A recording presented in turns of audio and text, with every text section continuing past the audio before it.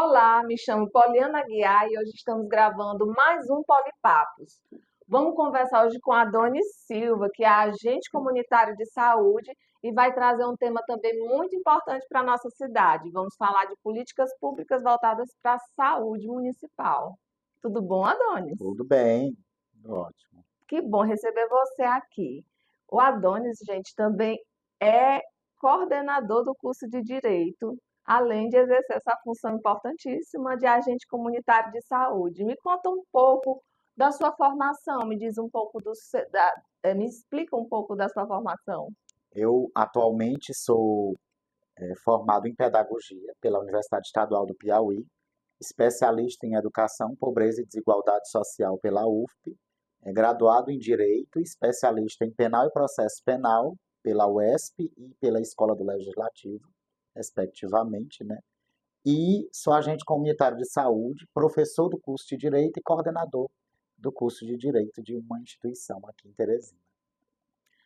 Atualmente, a gente tem trazido nos nossos polipapos o assunto da questão da salubridade envolvendo a questão do lixo abandonado nas redondezas dos nossos bairros. No caso, eu moro no Mocambinho e tem o problema da lagoa que está poluída, tem o problema do abandono de lixo nas redondezas do dique.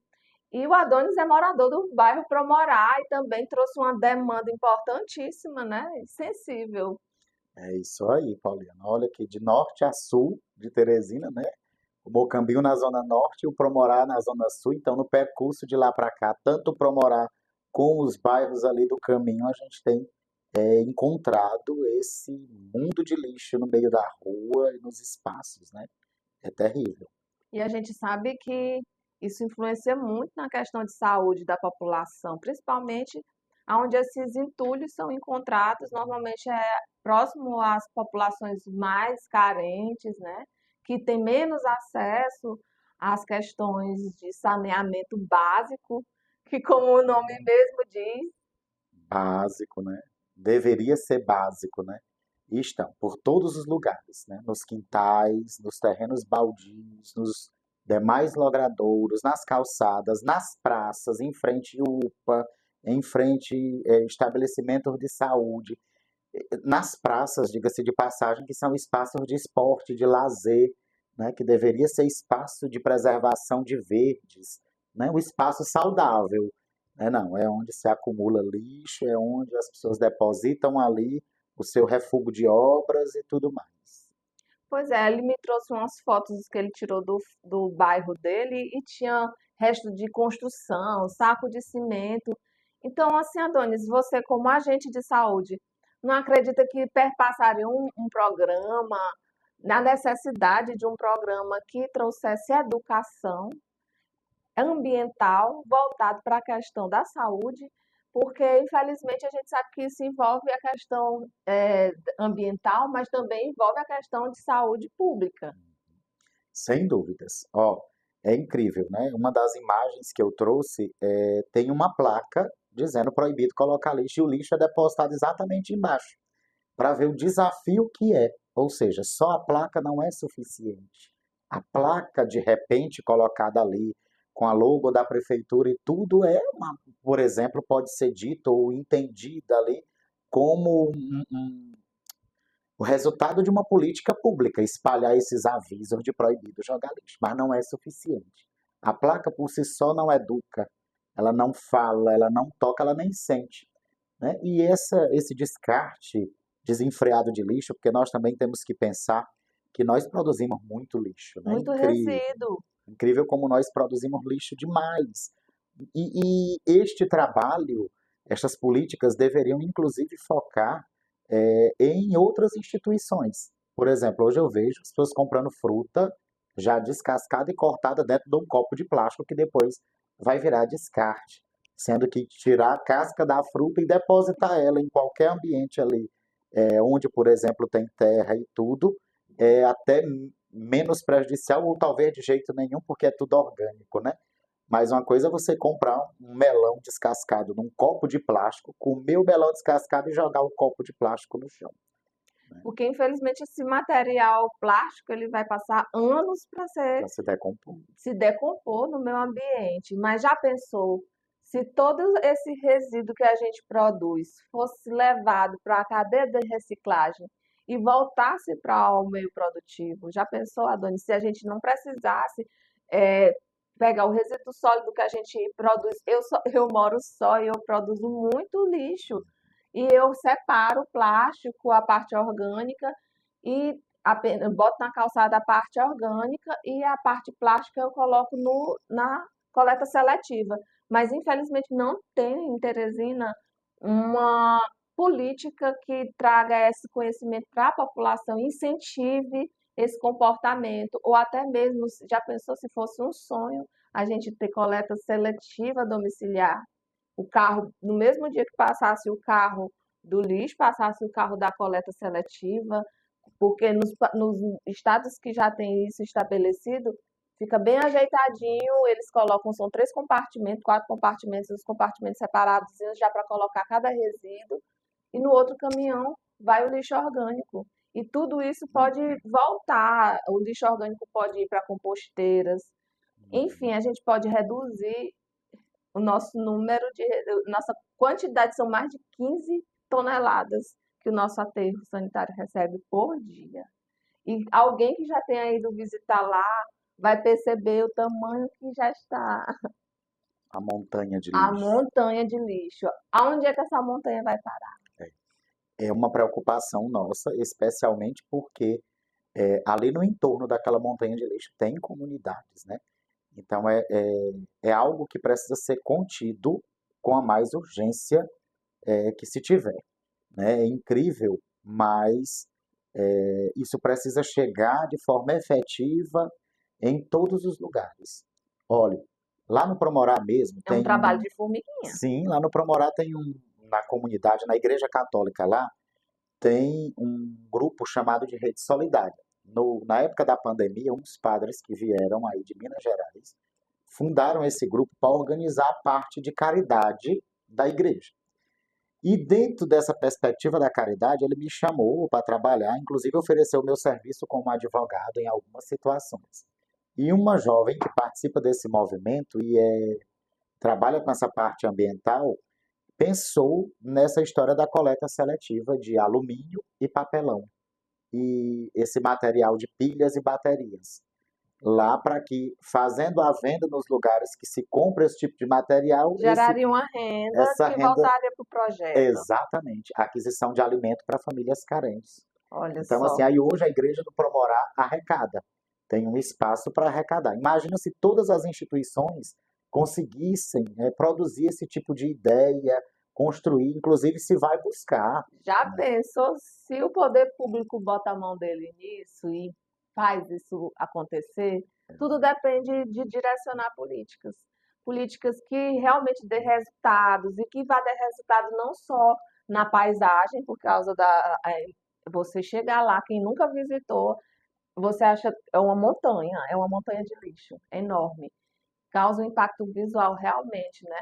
Então, a população também aprender a fazer a importância de fazer essa seleção desse material, a dar essa destinação correta. Já pensou se a gente consegue reduzir a mais da metade ou até mesmo conseguir construir uma Teresina com lixo zero? Exatamente. Inclusive tem a lei, né, do lixo zero, que é de 2013, e tem o Código de Posturas do município, que é de 2007, ambas tratando dessa questão do lixo. Inclusive, salvo engano, em 2022, essa lei do lixo zero de 2013 foi reorganizada do ponto de vista das multas. Me preocupa sempre gestor achar que política pública é criar lei e impor multa. Porque Uhum. se plantou na cabeça das pessoas que se bater no bolso, as pessoas se educam. Quando na realidade não é só isso, né? Pelo contrário, quase ninguém hoje tem mais medo de multa, de nada, né? Então, assim, o ideal seria um trabalho mais efetivo. Efetivo com uma união de todas as instituições, onde se Uhum. pudesse fazer Mudar essa essa mentalidade, né? mentalidade, Porque inclusive do próprio poder público, né? porque esse dinheiro é gasto. Se você for atrás dos contratos, eles são exorbitantes. os contratos de coleta de lixo em Teresina.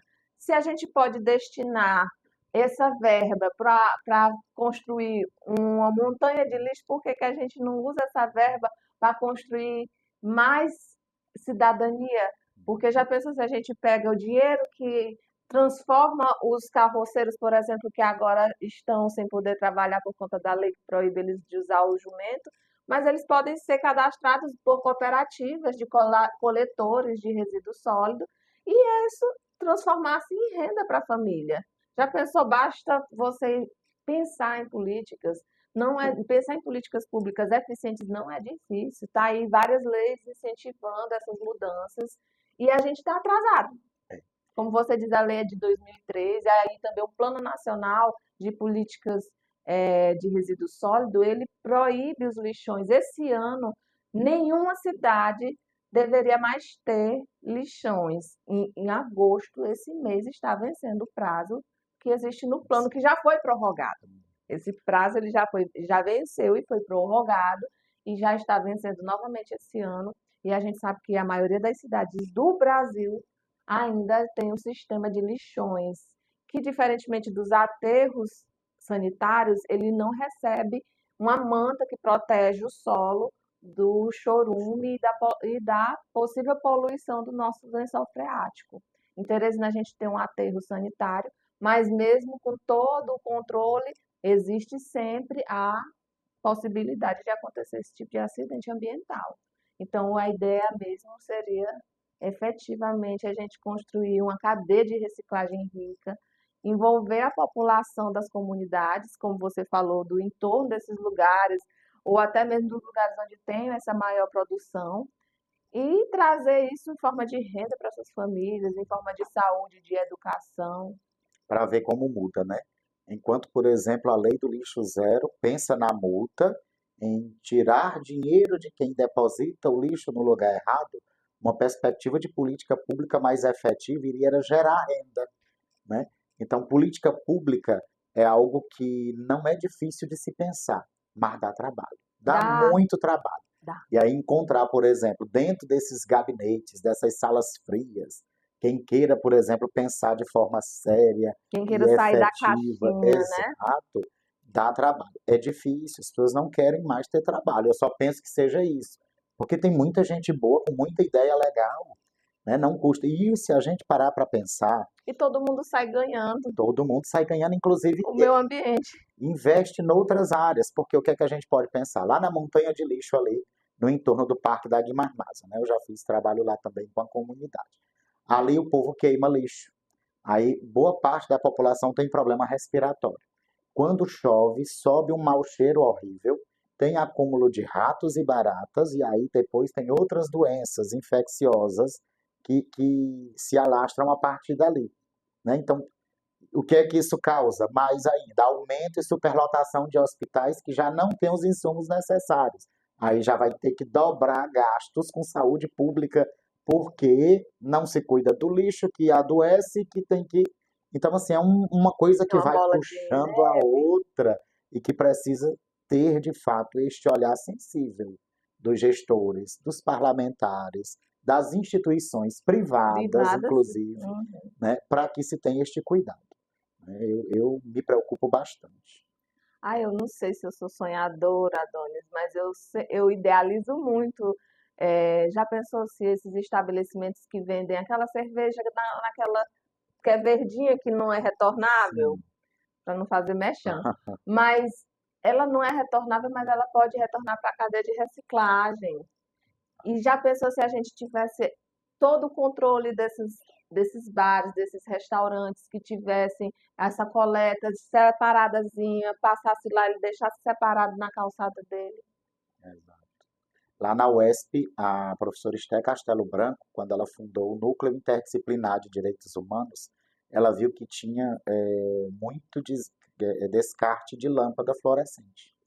E aí ela conseguiu uma parceria com uma instituição que recolhia isso. Então, toda vez que se recolhia das salas as lâmpadas queimadas, ela armazenava numa sala e dava a destinação correta.